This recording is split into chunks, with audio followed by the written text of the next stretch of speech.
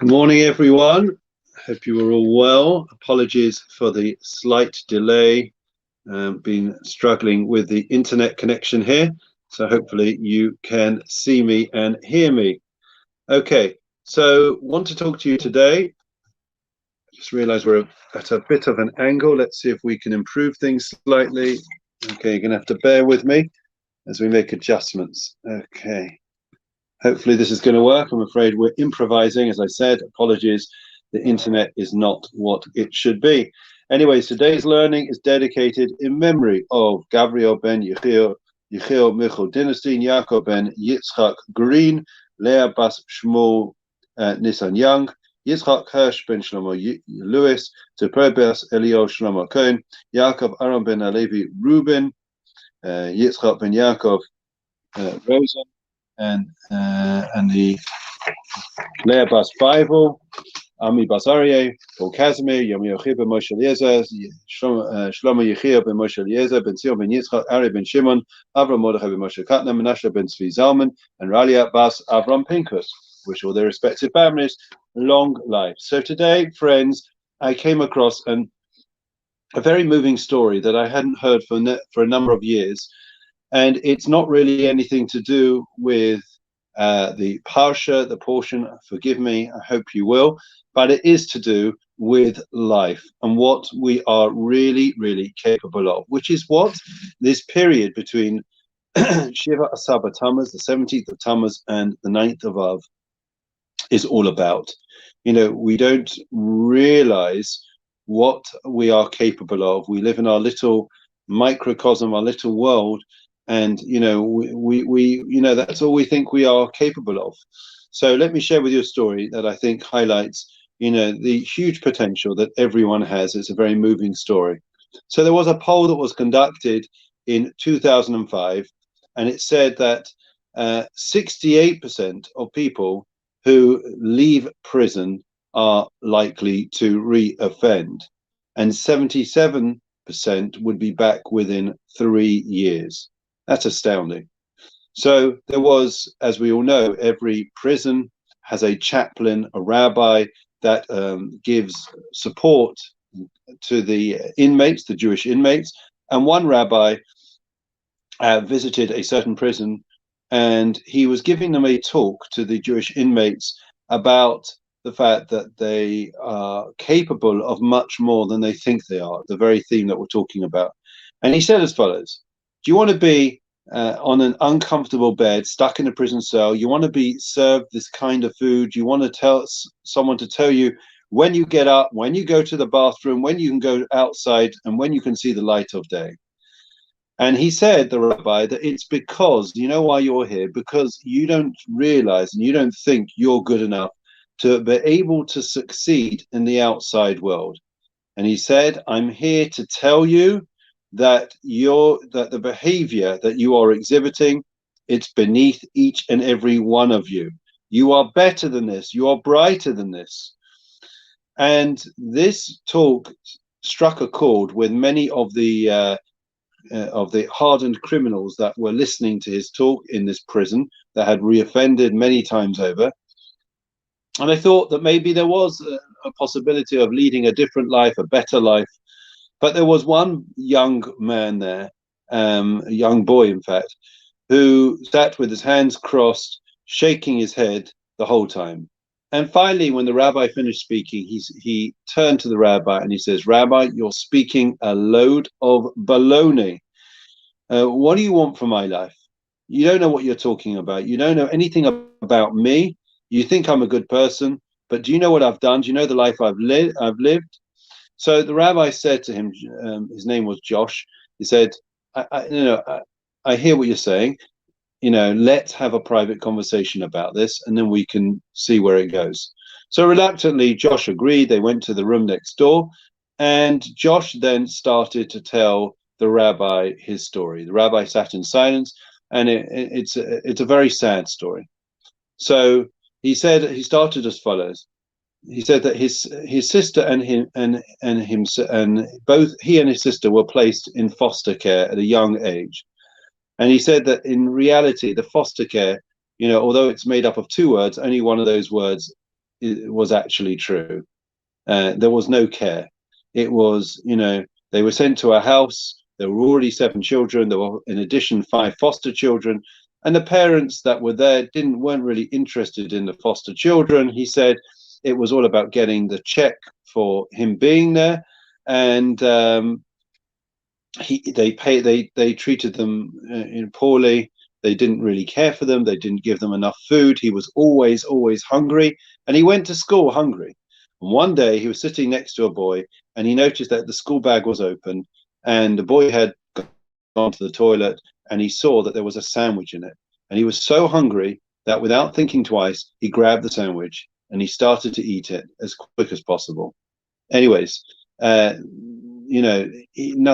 the sandwich. Nobody said a word, and it went from that and escalated on, and he ended up, over a long period of time, stealing, taking things, and eventually, of course, he got caught by the principal, by the school, and his parents, his foster parents, were called in, and they read the riot act and told him what he'd done, and his parents told him off and rebuked him, and that night he decided he was going to leave. So he grabbed anything of value that he could find in the foster care home, and he stuffed it in his bag, and then he ran away. And he said nobody ever looked after him, nobody ever cared for him. And what was most upsetting, he said, was that the foster care parents he never felt that they actually were looking for him. They weren't interested. They were still getting their check, and therefore, it was in fact better for them that he wasn't there. So he said, so the rabbi, after he finished talking, the rabbi said to him, have you ever, you've been on the run for several years, and you've ended up here. When you were on the run, did you ever go into a jewelry store? And Josh, of course, nodded his head. And he said, did you ever see a diamond necklace? And of course, Josh nodded his head.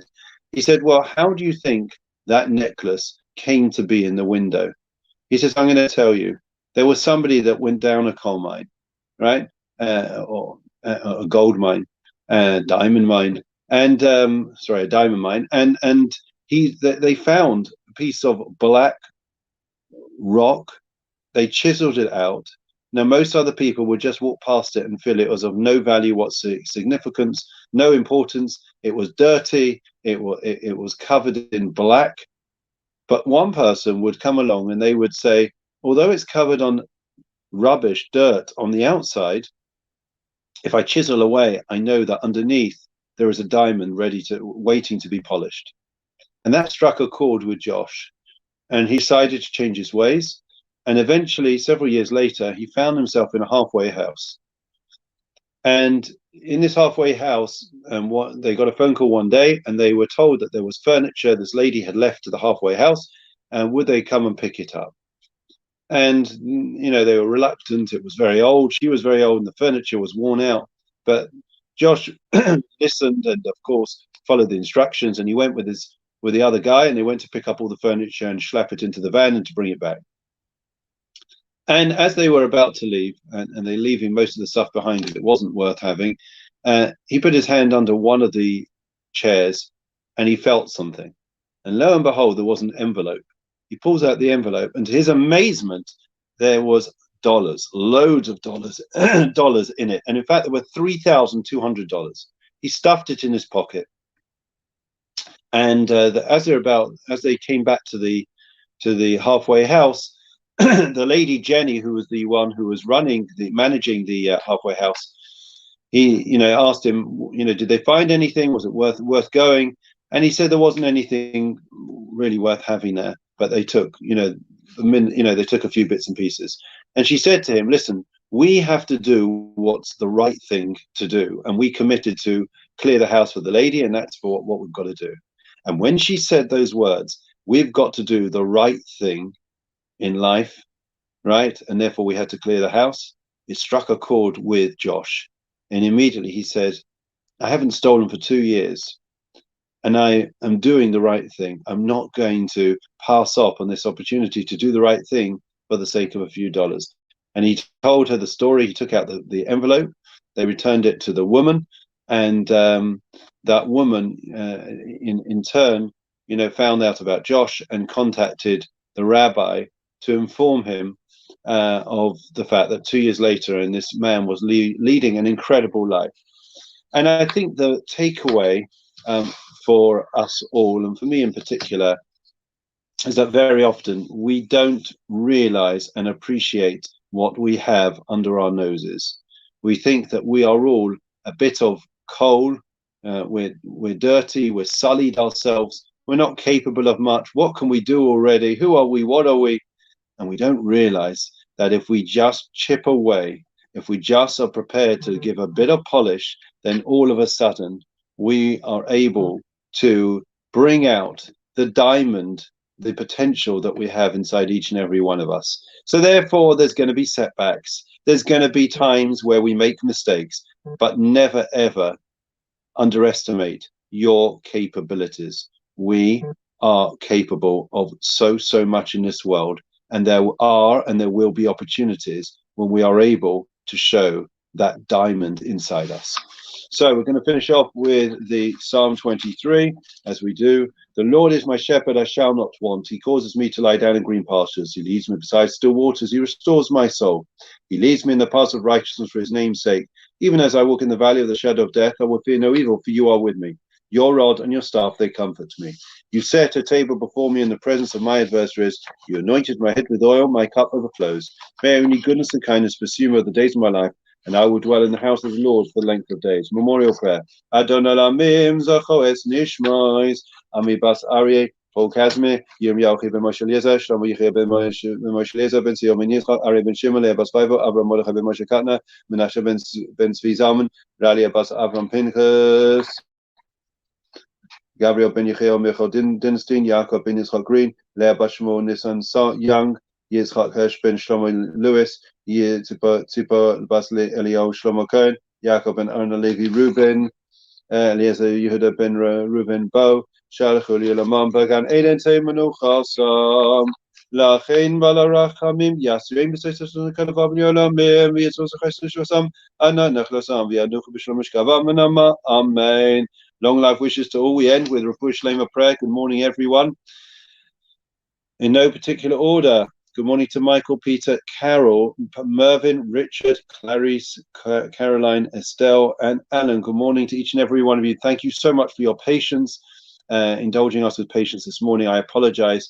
Whenever we're doing anything online, it always is likely to go wrong, or at least it is with me. Anyways,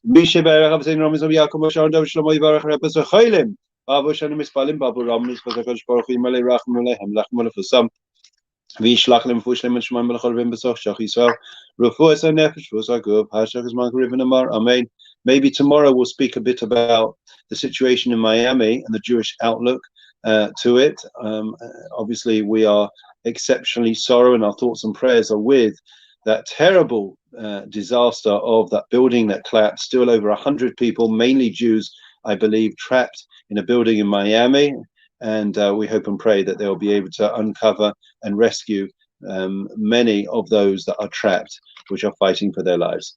Have a great day. Look after yourselves. We'll see you, please God, either tonight for the program or tomorrow.